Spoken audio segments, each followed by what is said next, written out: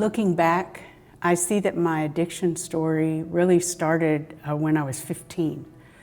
When I was 15, a girlfriend and I, we snuck into her parents' bar and stole a bottle of whiskey. And we went to my house, and she took about 3 swigs, and I drank about 3/4 of the bottle. And this is my first experience with alcohol. Over the next few years, I used some marijuana, but mostly I was in high school, so we had parties on the weekend, and the need for acceptance was great.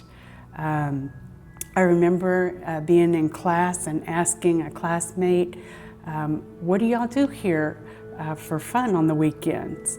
And she looked at me and she said, last weekend I went to an X party. And so I was like, an X party? And as naive as I was, I thought she went to a party with some of her ex-boyfriends. I had never heard of ecstasy, but over the course of the next year, I was introduced to methamphetamines, and it became pretty common for me to use methamphetamines on the weekends. I started using cocaine a little bit, and then I became very familiar with ecstasy. Going out to the bars and taking ecstasy, drinking. That's what started looking for acceptance. I was very depressed.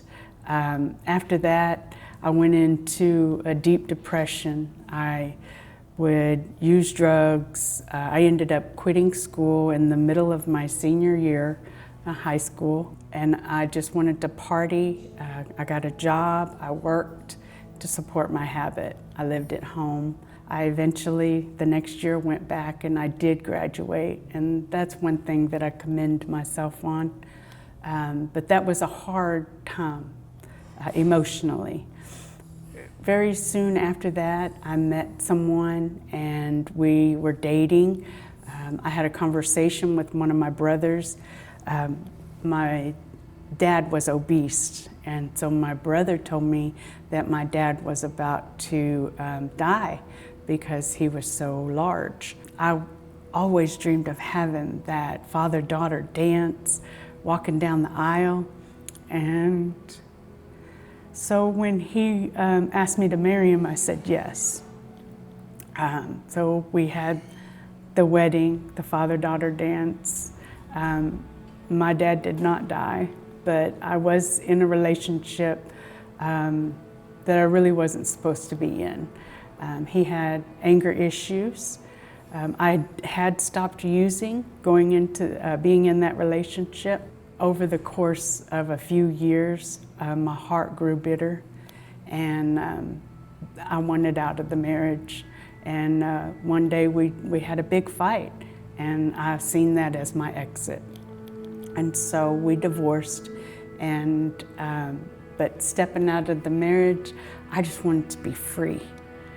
I mean free. I went out, the first thing I did is I bought a sports car, and I ended up dating the guy who sold me the sports car, which ended up being a nightmare because he was a drug dealer. So the methamphetamines came back into my life, routinely doing them every weekend and quickly moving into doing them during the week. Shortly, we graduated to cocaine, pills, pretty much anything you could get your hands on, because it was all about numbing, just to not have to deal with life. We started doing heroin, and that was a very rough road. That heroin is very powerful, and when it gets its tentacles in you, it does not want to let go. When he would get high, he would get very angry. He was not an angry person when he wasn't high, but it was really caused from being up for so many days. So one particular day, he had been up for several days, and that rage just rose up, and he was screaming, and he pushed me against the wall, and he had his shotgun, and he put the shotgun to my head, And I knew that God had to be there because he did not pull that trigger. And I seen the look in his eyes. That there was nothing there that wanted me to stay around. So he decided that the only way was for me to get out. So I was allowed to make one phone call. I called his brother, who rushed over and began talking him down. He got the shotgun and I left with his brother. And I remember shortly, like a day or two later, I went to a bar and I had ordered a drink, and I looked up and men had come to sit down with me, like 3 different men. And I didn't know who they were, but they were buying drinks and I was just drinking, one after another. I remember hearing last call, and then the bar was closed, so it was time to go. So I was going to the store to buy cigarettes, and one of the men was riding with me. And I got in my car and drove out of the parking lot and was immediately pulled over. And I got a DWI that night. I began going to that bar frequently, and he introduced me to his boss, who I thought hung the moon. He was so cute, and he wore a suit, and he was the owner. So I thought I struck it big, you know? So we started dating, and he was in his own addiction. He was addicted to alcohol, and then he had a sex addiction, which brought out a lot of perversion, which left me with a lot of shame and humiliation. He hired someone new to work at the front door as security, and this someone just needed to make extra money. He had a full-time job as a pilot, and I fell for him. And he promised to wine and dine me and fly me around the world. And so I left the bar owner, and I was dating the pilot. He was true to his word. He wined and dined me. We drank every night. We partied. I passed out. He took care of me. That was pretty much how it was. Ended up marrying him, and that immediately everything changed. Rejection. He stopped coming home. He would stay at the airport or hanging out at his family's house. So during that relationship, the alcohol was it. I began drinking in the mornings, the afternoons, at night, any time of day. And every time I drank till I blacked out. And I began waking up, and I had bruises and cuts on me where he had abused me when I was intoxicated.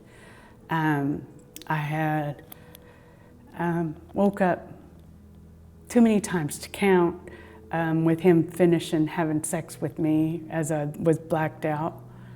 And then I remember it was at Halloween.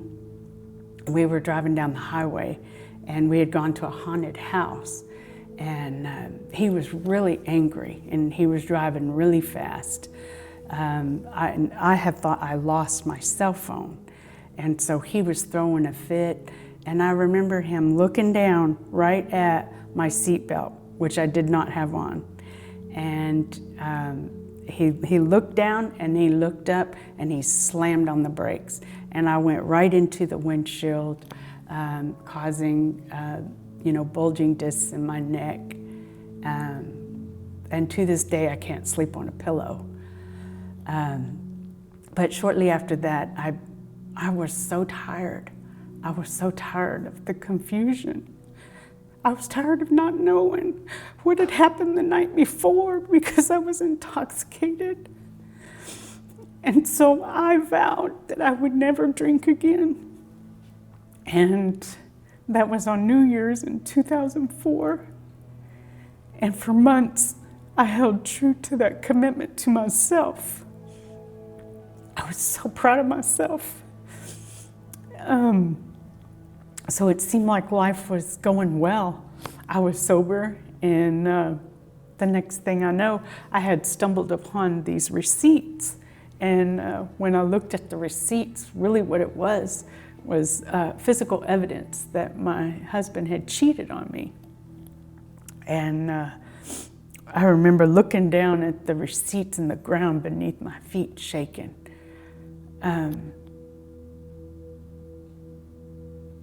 It completely leveled me. Because in that moment I thought, what's wrong with me? I remember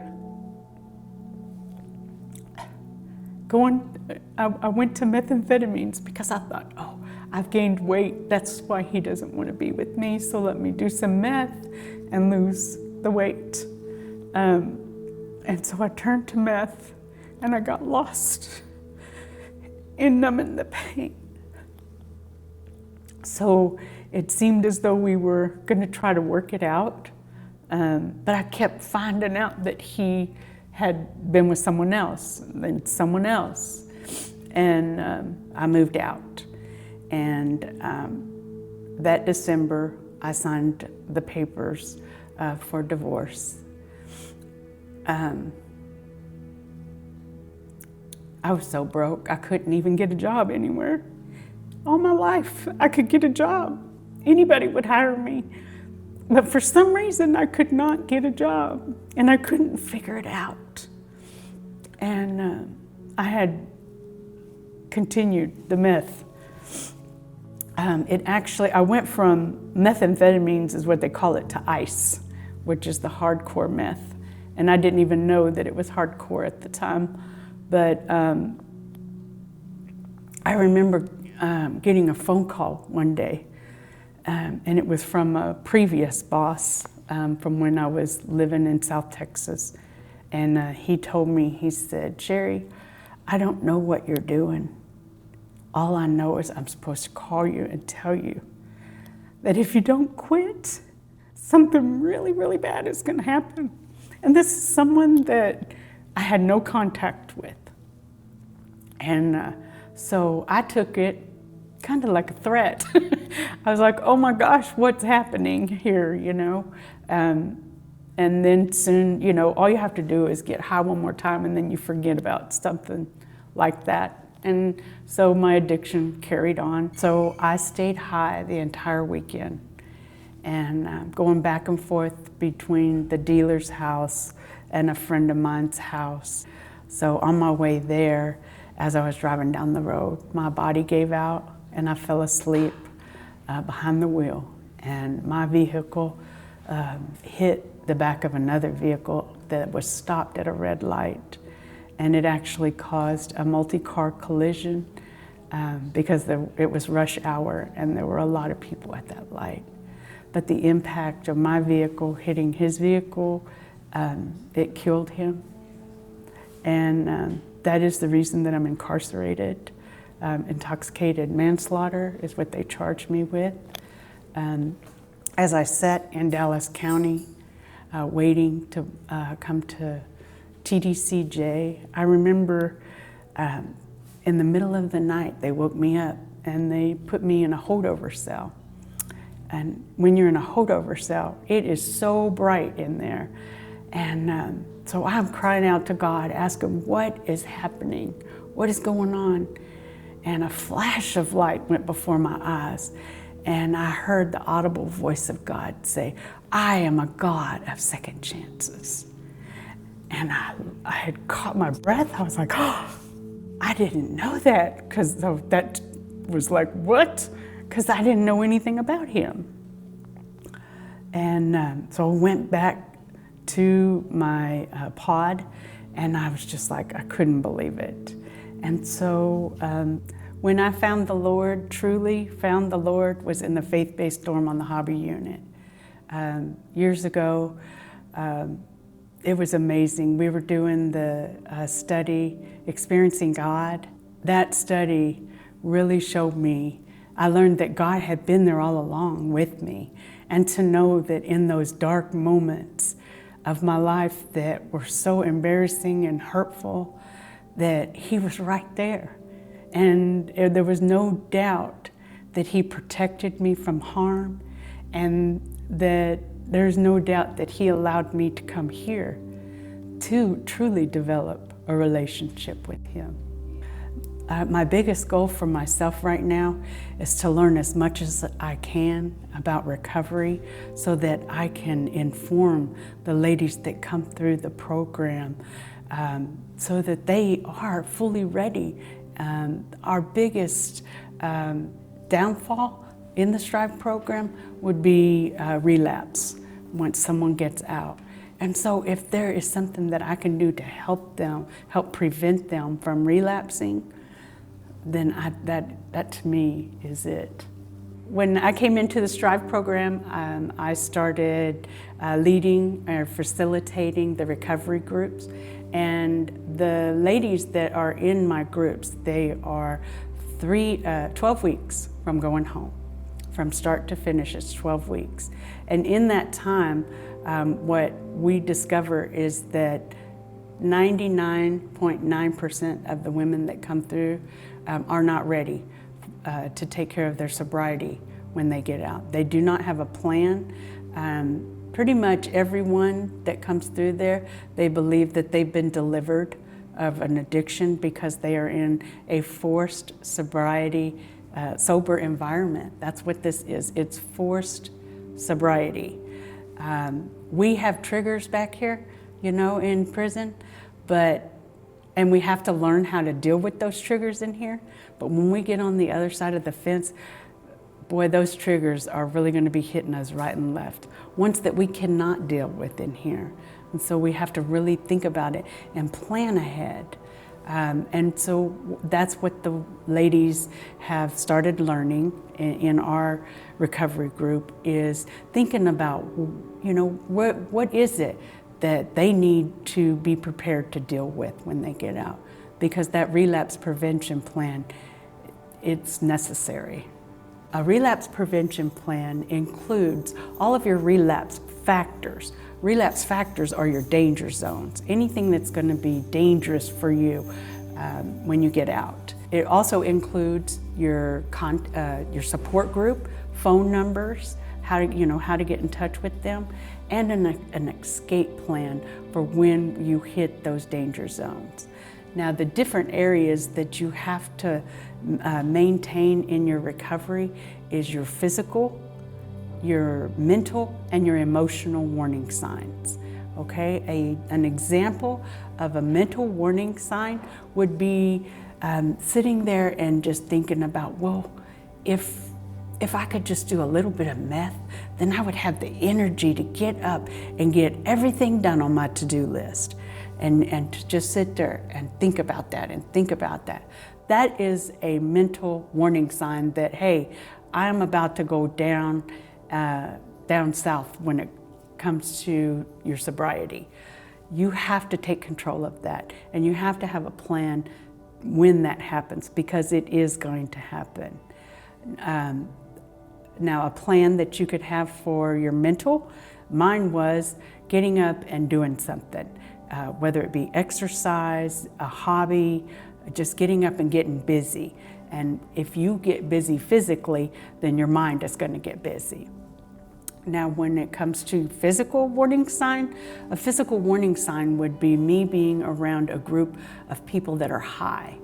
And if I see that they're high, then I might start wanting to get high. So, if I were to find myself in that situation, my escape route would be to call someone from my support group to come and get me and not rely on anyone that was high to take me where I needed to go. And so that was my plan there.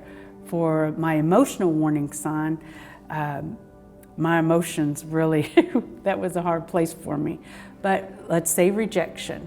If I had been in a relationship and I got rejected, from him, then I would have my spiritual advisor, my sponsor, I would have someone that I can depend on. I have my family on my support group, pastor, and I have their phone numbers where they're easily accessible. And this sets you up for success. If you think about it, Anything that you plan to be successful for in life, you make a plan. You have a financial plan for your future. You have a college plan. You make a wedding plan, okay? You even make plans to build a house. But even when you get ready to see parole, you have a parole plan. But when you look at your sobriety, you have to have a plan, because if you don't plan to succeed, you're planning to fail. And what I learned by doing my relapse prevention packet is that there is going to be a lot required from me when it comes to relapse prevention.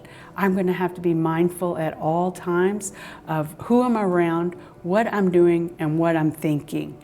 At all times. It's going to be a 24-hour, 7-day-a-week job for me, just to pay attention to my sobriety. I have to be involved in recovery groups.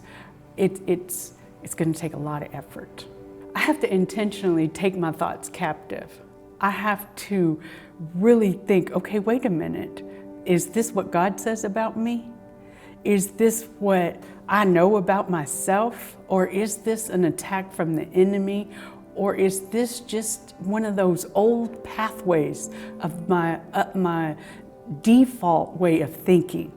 Because I thought negative about myself for so many years, my default is to think negative. And so as I continue to learn to think better of myself, to love myself, and to believe in myself, then I am challenged daily with the thoughts, oh, you can't do that. No, wait, Sherri, you can do it. And even speak the scriptures that tell me that I can. I can do all things through Christ who strengthens me. That's what the truth is. I think one of the most profound things that I've learned recently is that chatter never goes away. It's going to be a lifelong, I'll say struggle, because that's what it is. And so I do realize that that is what the battlefield really is the chatter. But I developed my quiet time as a coping mechanism. I use journaling.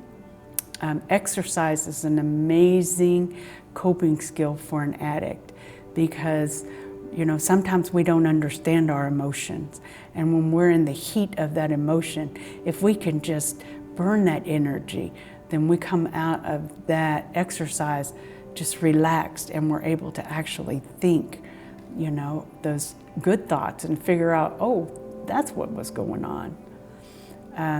Going to church, developing that habit has been life-changing for me. I think that it's easy to not go because we want to look at that maybe there's some people in the church that, they're hypocrites, but I believe that that is in every church. And I believe that God calls some people, He calls people to be pillars and to stay planted where you're at. And if we're not going to the church in prison, where are we going to go to get get fed spiritually? We need to be studying the Bible. We need to be fellowshipping with other Christians, and we need to be paying it forward. When you see someone that is really going through something, whether they're depressed or angry, pick the right time and go and see, do they need a listening ear? That's what we're here for. We're to be helpful to each other. It is the greatest gift I've ever been given, to be able to help build them up, to go out there to be successful. And I talked to God about it. And God told me that if I keep my focus on building them up, that when my turn comes, I will have already been built up, and I will be ready. And so I believe that that's what life is about, paying attention to others' needs, because in the end, God will make sure our needs are taken care of.